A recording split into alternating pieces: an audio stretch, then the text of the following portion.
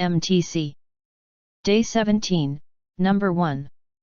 Creativity is a skill we usually consider uniquely human. For all of human history, we have been the most creative beings on Earth. Birds can make their nests, ants can make their hills, but no other species on Earth comes close to the level of creativity we humans display. However, just in the last decade we have acquired the ability to do amazing things with computers, like developing robots. 10.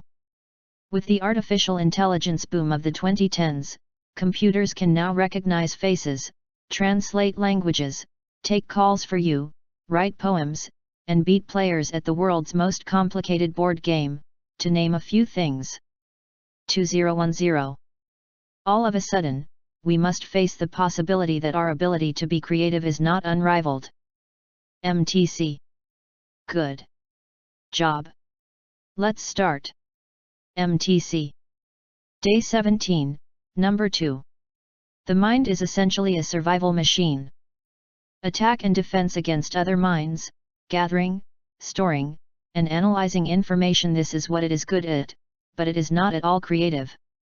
All true artists create from a place of no mind, from inner stillness. Even great scientists have reported that their creative breakthroughs came at a time of mental quietude. The surprising result of a nationwide inquiry among America's most famous mathematicians, including Einstein, to find out their working methods, was that thinking plays only a subordinate part in the brief, decisive phase of the creative act itself. So I would say that the simple reason why the majority of scientists are not creative is not because they don't know how to think, but because they don't know how to stop thinking. MTC. Good job. Let's start. MTC. Day 17, Number 3. Some years ago at the National Spelling Bee in Washington, D.C., a 13-year-old boy was asked to spell echolalia, a word that means a tendency to repeat whatever one hears. Washington D.C., 13 echolalia. Although he misspelled the word, the judges misheard him, told him he had spelled the word right, and allowed him to advance. When the boy learned that he had misspelled the word, he went to the judges and told them. So he was eliminated from the competition after all. Newspaper headlines the next day called the honest young man a spelling bee hero, and his photo appeared in the New York Times. The New York Times. The judges said I had a lot of honesty, the boy told reporters. He added that part of his motive was, I didn't want to feel like a liar. MTC. Good job. Let's start. MTC. Day 17, Number 4. Bad lighting can increase stress on your eyes, as can light that is too bright, or light that shines directly into your eyes.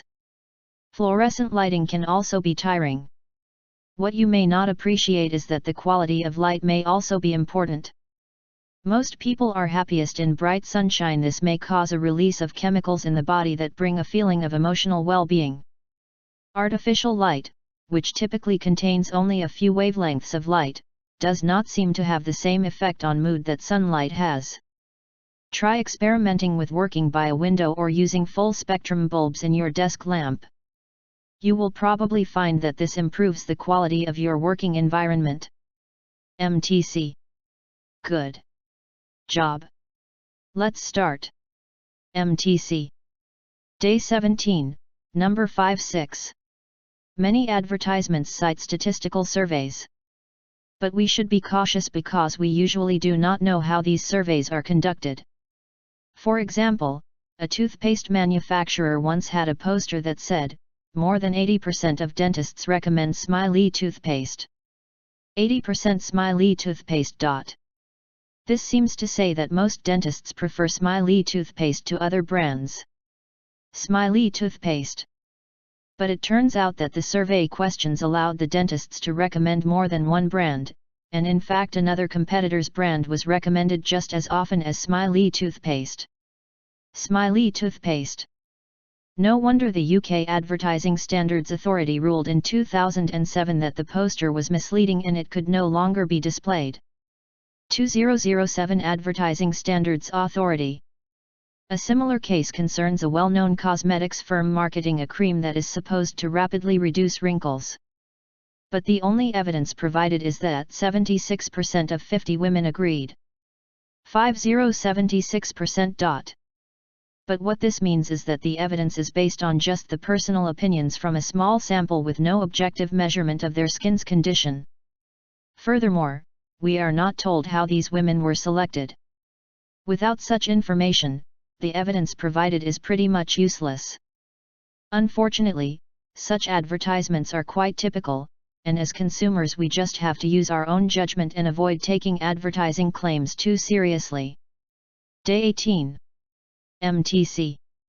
Good job.